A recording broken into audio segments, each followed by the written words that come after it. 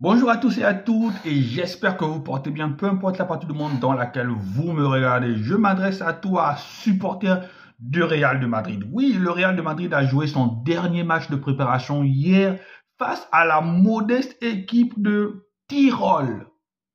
Modeste équipe de Tyrol. Je dis bien modeste parce que dans ce match-là, on n'a rien vu de la part de Tyrol.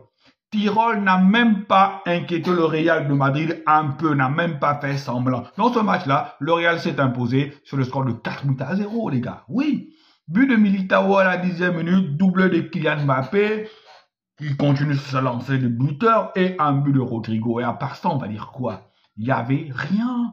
C'était juste une répétition générale, une répétition collective. Ami Merengue, vous n'allez pas me dire que ce match-là vous donne des certitudes pour la saison. Aucune certitude.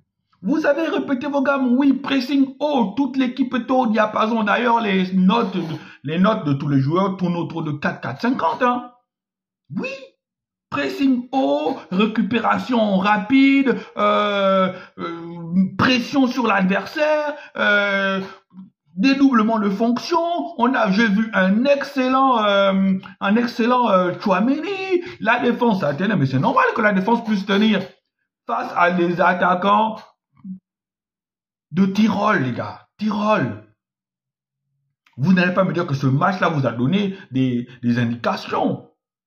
Le match du FC Barcelone contre Com encore donne plus d'indications que ce match-là parce que Com est une vraie équipe de football.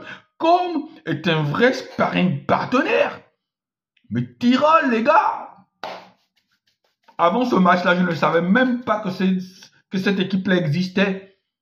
Et le stade, les gars, le stade, c'était un champ de patates. Mais bon, je comprends. Il va falloir donner de la confiance à plusieurs joueurs. Il va falloir donner de la confiance au milieu de terrain du Real de Madrid. Mais je ne pense pas que cette équipe-là, sincèrement, va empêcher le Barça. Sur le plan domestique, je ne pense pas que cette équipe de Real-là va empêcher le Barça de se succéder à lui-même. Hein.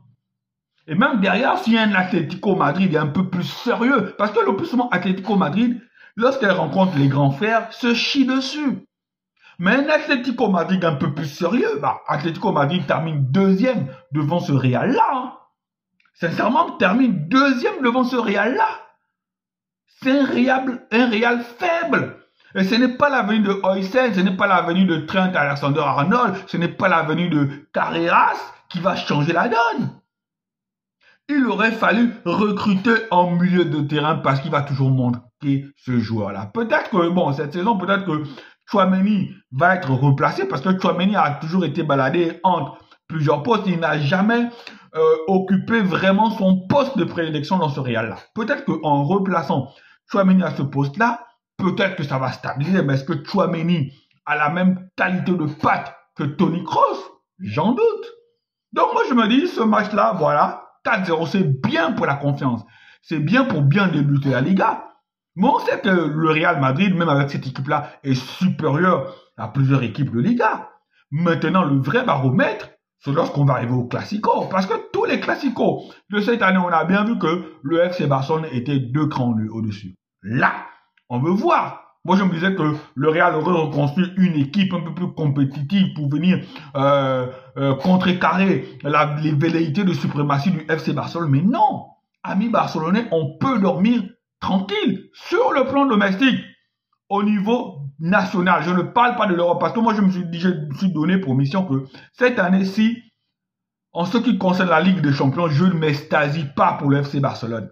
Le FC Barcelone, même s'il gagne les matchs 5-5, 5-5-0 sur le plan européen, je ne m'extasierai pas cette année. Parce que le FC Barcelone, on s'extasie toujours à la fin, c'est une autre équipe qui gagne le trophée. Donc, moi je parle sur le plan national.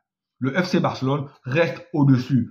Tant collectivement que techniquement, tactiquement, le FC Barcelone reste au-dessus. Allez, amis merengue, consolez-vous, vous avez gagné. Le championnat va reprendre et on va voir ce qui va se passer. Mais je mets une pièce sur le fait que le FC Barcelone se succède à lui-même. Allez, ciao, ciao.